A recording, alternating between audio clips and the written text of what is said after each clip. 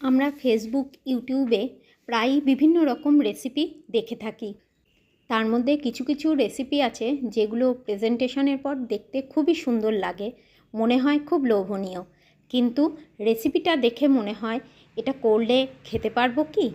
আসলে এটা তখনই মনে হয় যখন রান্নার ইনগ্রেডিয়েন্টসগুলো পছন্দের না হয়। আজকের চিংড়ির এই রেসিপিটাও একদম ঠিক সেই রকমই একটা রেসিপি। যখন রেসিপিটা প্রথম দেখেছিলাম ভেবেছিলাম, ইস, দেখতে এত ভালো হয়েছে, কিন্তু এটা কি করে খেতে পারবো। আর এটা মনে হওয়ার একমাত্র কারণ হলো রসুন। এই রেসিপিটার মেন ইনগ্রেডিয়েন্টসই হলো রসুন আর চিলি ফ্লেক্স। কিন্তু রসুন জিনিসটা আমাদের বাড়ির প্রত্যেকেরই প্রায় একদম অপছন্দের তালিকায়।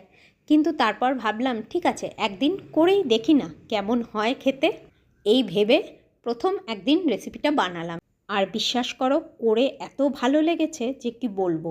কারণ যতটাই কম সময় লাগে রান্নাটা করতে, ঠিক ততটাই খেতে টেস্টি হয়। তাই এই তেল চিংড়িটা পারলে তোমরাও একদিন বাড়িতে ট্রাই করে দেখো, আর করার পরে কেমন লাগলো তোমাদের সেটাও অবশ্যই আমাকে জানিয়ে যেও।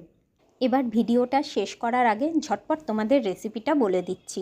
চিংড়ি মাছ পরিষ্কার করে ধুয়ে প্রথমে নুন, হলুদ আর গোলমরিচ গুঁড়ো মাখিয়ে 5 মিনিট মতো রেখে দিতে হবে। সর্ষের তেল গরম করে তার মধ্যে প্রথমে দিতে হবে রসুন কুচি, সামান্য একটু নেড়ে নিয়ে দিতে হবে চিলি ফ্লেক্স। রসুন কুচি আর চিলি ফ্লেক্স অল্প নাড়াচাড়া করে তার মধ্যে দিয়ে দিতে হবে চিংড়ি মাছগুলো। চিংড়ি মাছ দেওয়ার পরে হাই ফ্লেমে চিংড়ি মাছগুলোকে নাড়াচাড়া করে নিতে হবে 3 থেকে 4 মিনিট। এর মধ্যেই দিতে হবে নুন আর হলুদ। হাই ফ্লেমে 3-4 মিনিট নাড়াচাড়া করে নেওয়ার পরে কিছুটা কসুরি মেথি হাতে ঘষে আমি ছড়িয়ে দিয়েছি। তোমরা এখানে ধনেপাতা ব্যবহার করতে পারো। আমার কাছে ধনেপাতা ছিল না, তাই কসুরি মেথি ব্যবহার করেছি।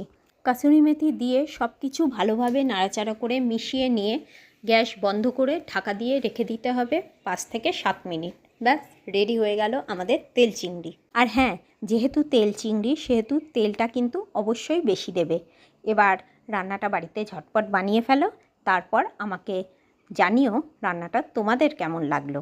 আজকের মতো টাটা সবাইকে, দেখা হবে আবার অন্য কোনো ভিডিওতে।